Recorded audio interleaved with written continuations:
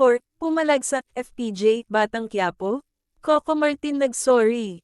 Tinawag daw ng Bureau of Corrections Bucor, ang atensyon ng producers ng action drama series na FPJ's Batang Quiapo na pinagbibidahan at dinidirehe ni Coco Martin, dahil hindi nagugustuhan ng una ang depictions ng sitwasyon ng mga bilangguan sa nabanggit na serye.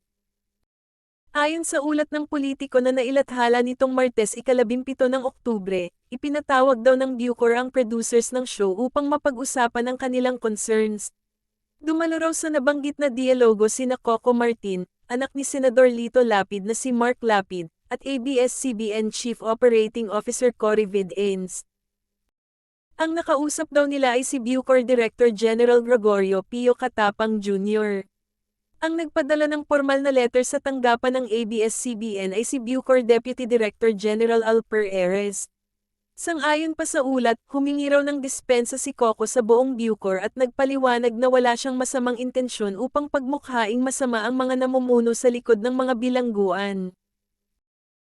Batay raw sa naging pahayag ni Coco, kaya po kami narito ngayon para personal po na humingi ng paumanhin pero wala po kaming ng intensyon na manira or makasakit. Huwag po kayong mag-alala at lahat naman po ng yan ay binabalanse natin.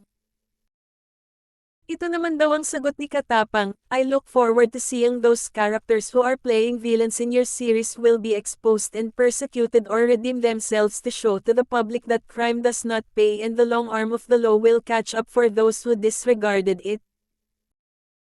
Matatandaang ang karakter ng bagong pasok sa serye na si Jacqueline Jose ay nag-uutos kay Tanggol, Coco Martin, na maging hitman kasama ang karakter ng kapamilya sexy actress na si Ivana Alawi. Samantala, wala pang formal at opisyal na pahayag ang pamunuan ng Batang Quiapo at ABS-CBN tungkol sa isyong ito. Matatandaang hindi ito ang unang beses na na-call out ng isang komunidad ang serye.